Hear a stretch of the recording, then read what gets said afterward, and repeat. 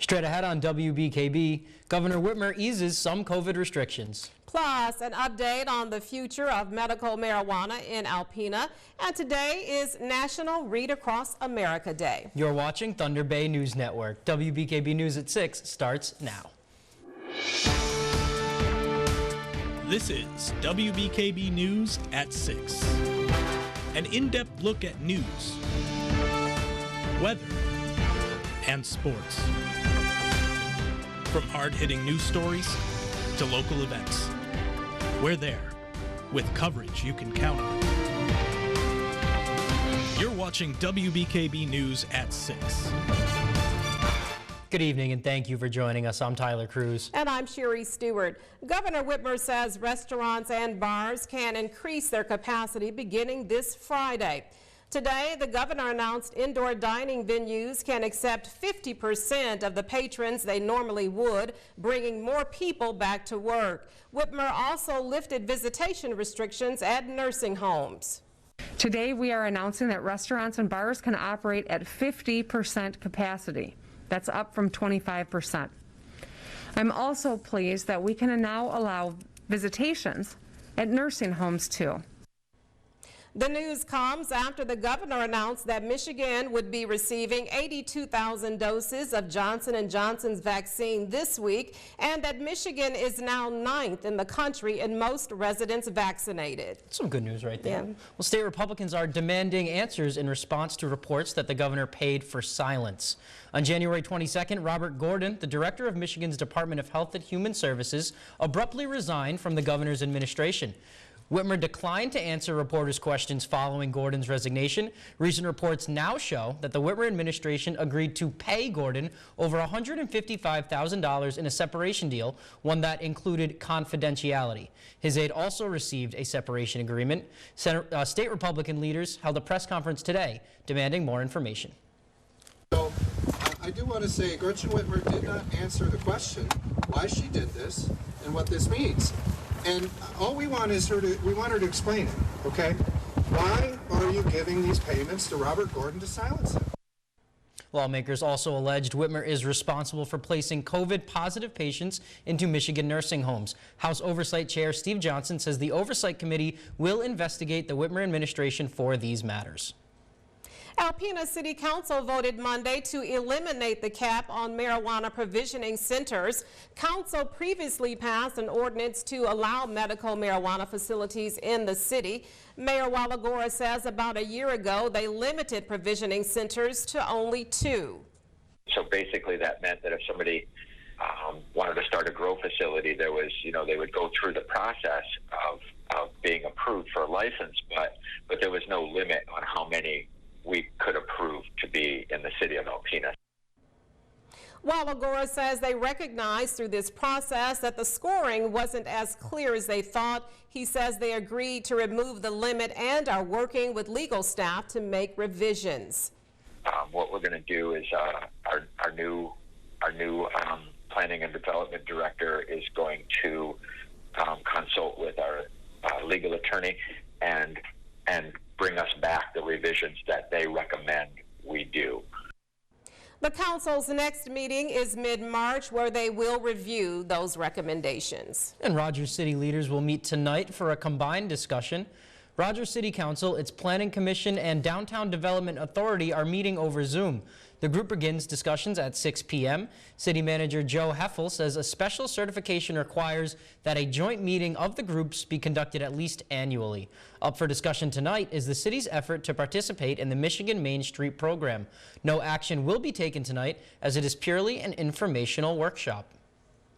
The Michigan Occupational Safety and Health Administration has over 2,000 free consultations for Michigan businesses. MIOSHA, along with NSF International, has helped businesses use best COVID-19 regulations and practices. The workplace safety ambassadors have reported high rates of willingness to participate and eagerness to enhance protocols suggested by consultants. Governor Whitmer says she's proud of this new program and encourages business owners to take advantage of this opportunity to prevent the spread of COVID-19. And a feel-good story now. Children and adults alike are reading across America today. WBKB's Tiffany Maddox has more.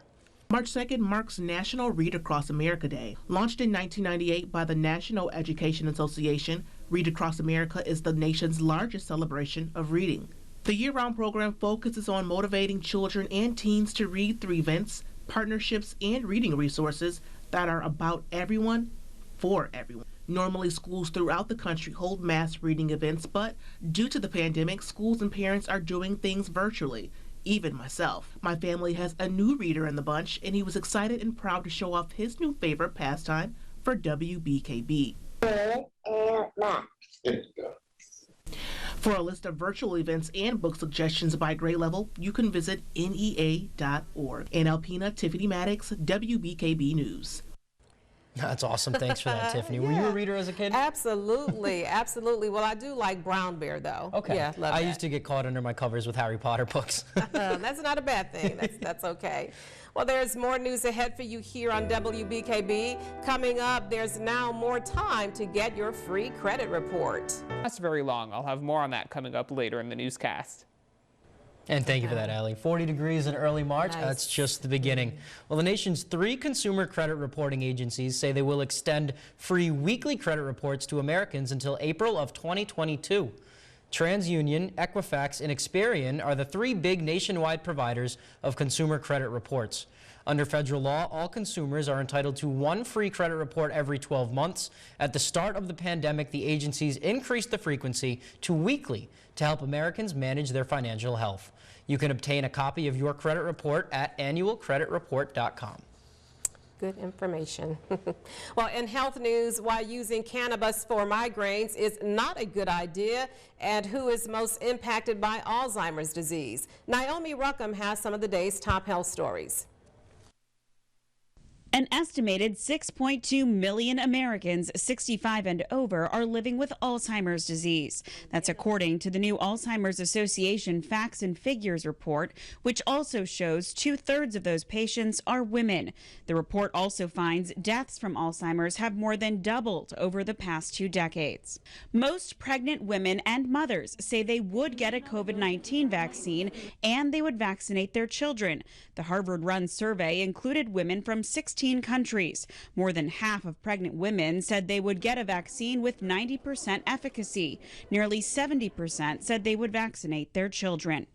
And using cannabis to treat migraines may do more harm than good, according to a new study from the American Academy of Neurology. Researchers found that marijuana may actually be associated with rebound headaches, which happen when patients overuse pain medication. Those are some of the day's top health stories. Naomi Ruckham, CBS News, New York. Coming up on WBKB News, Ellie Morrison is next with your 7-day forecast plus the photo of the day. Stay tuned. To news at WBKB11.com. And with the snow, it almost lovely. looks like the view from outside of an airplane. Very And nice. I've been dying to say this. We have 3 dogs today on Pets of the Week, so who let the dogs out? Today's pets are Bandera, Nelson, and Ross.